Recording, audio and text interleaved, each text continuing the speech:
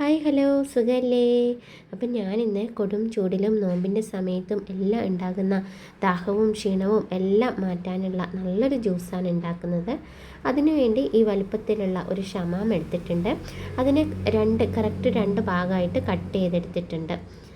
ഇനി നമുക്ക് ഇതിനകത്തേക്ക് ആവശ്യമായിട്ടുള്ളത് 2 മാങ്ങയാണ്. പഴുത്ത മാങ്ങ എടുത്തോളൂ.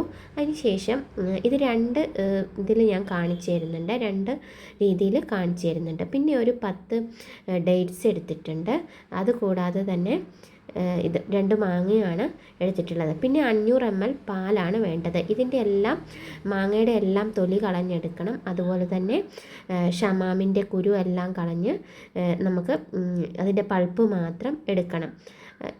ഇതിൻ്റെ ഒരു ഭാഗമുള്ള ഷമാവിൻ്റെ ഒരു ഭാഗം പൾപ്പും ഒരു മാങ്ങയും കൂടെ ഇട്ട് കൊടുത്തിട്ടുണ്ട്. ഇനി 500 ml പാലാണ് എടുത്തിട്ടുള്ളത്. പാലിൽ 250 ml പാല് ഇതിനകത്തേക്ക് ചേർത്ത് കൊടുക്കുക. ഡേറ്റ്സും ഒരു 10 ഡേറ്റ്സ് എടുത്തിട്ടുണ്ട്. 10 ഡേറ്റ്സും ഇട്ടിട്ട് 250 ml പാല് ഞാൻ കുറച്ച് കട്ടി ആക്കി എടുത്തിട്ടുണ്ട്. നിങ്ങൾക്ക് തണുപ്പ് വേണ്ട എന്നുണ്ടെങ്കിൽ തണുപ്പ് ഇല്ലാണ്ട് തന്നെ സാധാരണ പാല് ചേർത്തിട്ടായാലും അടിച്ചെടുക്കാൻ പറ്റും. ഡേറ്റ്സ് എടുക്കുന്ന സമയത്ത് ഇത് നന്നായിട്ട് ഒരു 2-3 മണിക്കൂർ ചൂടുവെള്ളത്തിൽ കുതിർത്ത് വെക്കണം. ആ സമയത്ത് നമ്മൾ ഇനി അടിക്കുന്ന സമയത്ത് അത് നന്നായിട്ട് അരഞ്ഞു കിട്ടിക്കോളും. ഞാൻ ഇതിനകത്ത് ഷുഗർ ചേർത്തിട്ടില്ല. അതുകൊണ്ട് തന്നെ നിങ്ങൾക്ക് എല്ലാവർക്കും ഇത് കഴിക്കാൻ വേണ്ടി പറ്റുന്ന നല്ലൊരു ഹെൽത്തി ആയിട്ടുള്ള ഒരു ജ്യൂസാണ്.